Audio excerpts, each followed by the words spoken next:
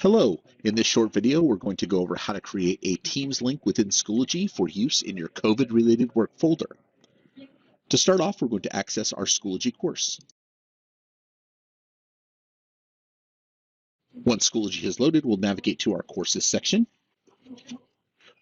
Once within our course, we will navigate to our COVID-related work folder. Once we're within our COVID-related work folder, we want to navigate to the selection for Teams meetings, located here in the left-hand panel. Clicking this, we are given the option to create a meeting link. Once we select this, we are presented with an option to title our meeting.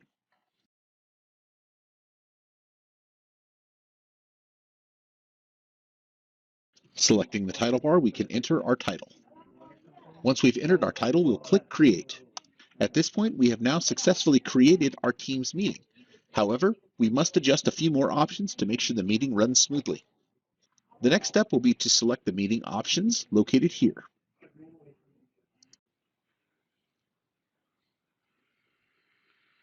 Once this window opens, you will be presented with the default Teams meeting options.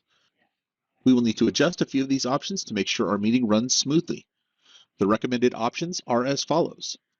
Who can bypass the lobby? Set to people in my organization. Always let callers bypass the lobby? Set to yes. Announce when callers join or leave? Set to no. Who can present? Set to only me.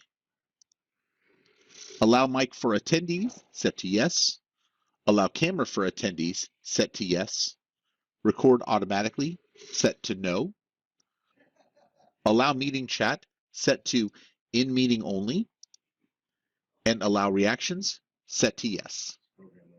Be aware these are only suggested meeting settings. You are free to adjust the settings for your specific meeting needs, and we will go over how to adjust mic and camera settings later on when we go over the meeting operation. Once you've set the settings to your desired specifications, click Save, and then close the window. Once you close the window, you'll find yourself back at your meeting created page. The next step is to copy your Teams meeting link by selecting the copy option here. Once you have copied your meeting link, navigate back to the materials section of your course. From here, navigate back to your COVID-related work folder. Now that you are once again in your COVID-related work folder, select the Add Materials option dropdown. Once in this dropdown, select the option for Add File Link External Tool located here. Once you select this, you will be presented with a choice to add a file, a link, or an external tool. In this case, we want to add a link to our folder. We do that by navigating to the link and selecting here. Once this window opens, we can navigate to the section for link and URL, select it, and paste our link into this window. Navigating to the field below, we can enter the title for our Teams meeting.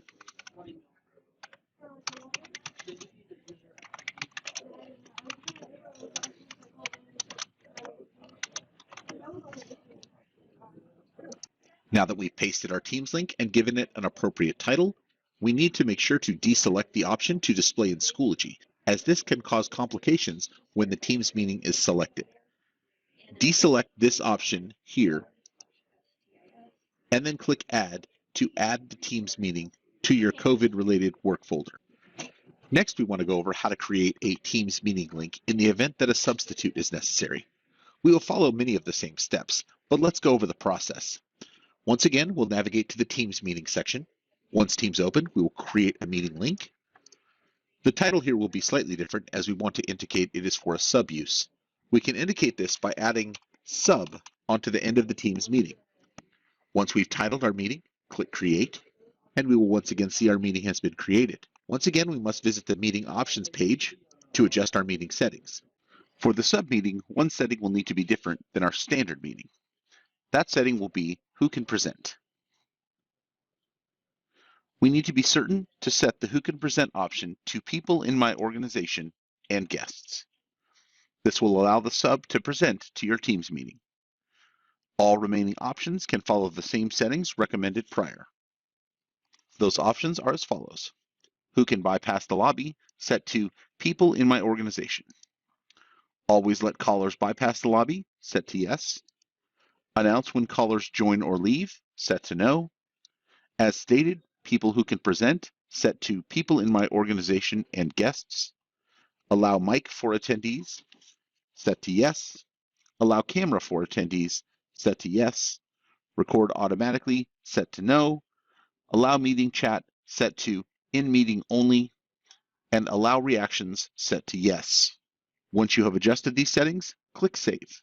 Now that you've saved your settings, you can close the window. Once back in our meeting created window, we will once again click Copy, navigate back to our Materials page, navigate back to our COVID-related work folder, back to Add Materials, Add File Link External Tool, select Link, and once again, paste our Teams meeting code. Keep in mind, we wish to keep our titling consistent, so we will follow the same methodology, adding sub to the end of our title. Once we've pasted our link and titled our meeting, we want to make certain to, once again, deselect Display in Schoology, and then once again click Add to add the meeting to our COVID-related work folder. You will now see you have two Teams meeting links. For the sublink, we want to make certain that we unpublish it so it is not used under normal circumstances. We will click the gear and toggle down to Unpublish for all sections. You will receive a prompt confirming you wish to unpublish your Teams meeting link for sub-use. Select Unpublish, and your settings have been saved. Now let's go over how your Teams meeting will operate. To access our Teams meeting, we will navigate to our COVID-related work folder and find the appropriate Teams meeting link. Once found, we will simply click on the Teams meeting link. You will be presented with a window to join your Teams meeting. Pre-select whether you choose to have your camera or your microphone turned on when you join the meeting, and select Join Now.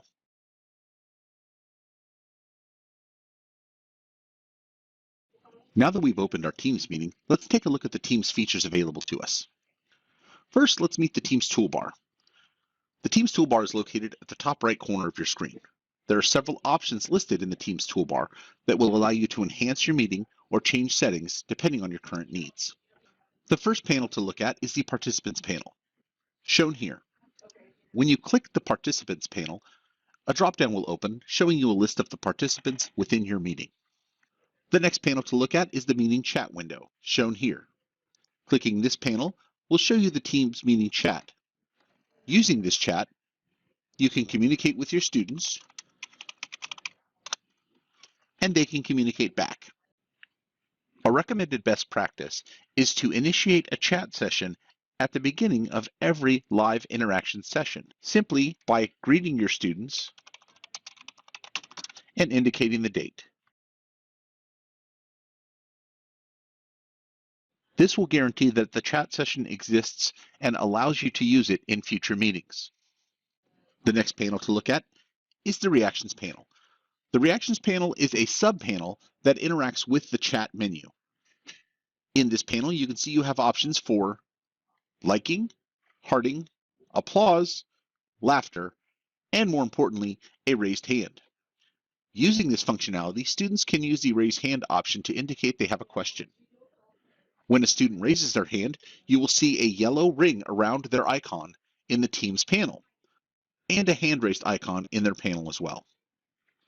Once they've asked their question, they can simply select the Reactions menu and select Lower Hand. The next menu is the Breakout Room menu. By selecting breakout rooms, you can specify a number of rooms that you can section your students or attendees off into by selecting the drop-down here. Once you've specified the number of rooms, you can assign your participants using two methods, either automatically, which will assign students to rooms randomly, or manually, which will allow you to place specific students in specific rooms. This is a useful feature for study group sessions or group work sessions. Once you have adjusted your settings, select Create Rooms, and your students will automatically be sent to the rooms you have assigned them to. The next menu to showcase is the More Actions menu. In the More Actions menu, you are provided with several options to adjust your meeting based on your specific needs. One particular option to pay attention to is the Meeting Options selection. In this option, selecting it will allow you to adjust the settings you originally set up for your meeting when you created it. Once you've adjusted the settings to your current needs, select Save, and your meeting options will be saved.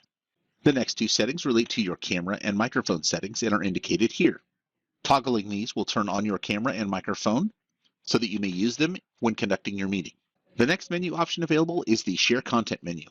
Within the Share Content menu, you will find several options to share content to your meeting attendees. Selecting the Share Content menu will open another window, allowing you to select from the multitude of options available to you. An important note, if you intend on sharing audio or video content that is playing on your computer, you will need to make certain you select Include Computer Sound.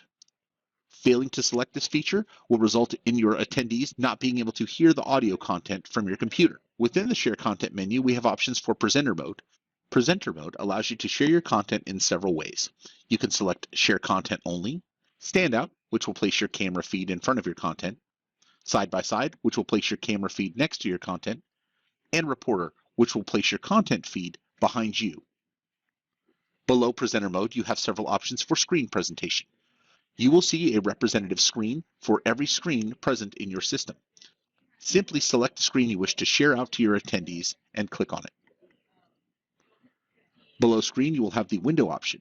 Within the window option, you will be able to share specific windows only to your students. By selecting the window option, you will be presented with the available windows to share to your attendees. From here, you can simply select the content you wish to share. Below Window, we have two new options available to us in Teams. The first being Microsoft Whiteboard, which will allow you to collaborate with your attendees in real time on a shared whiteboard space.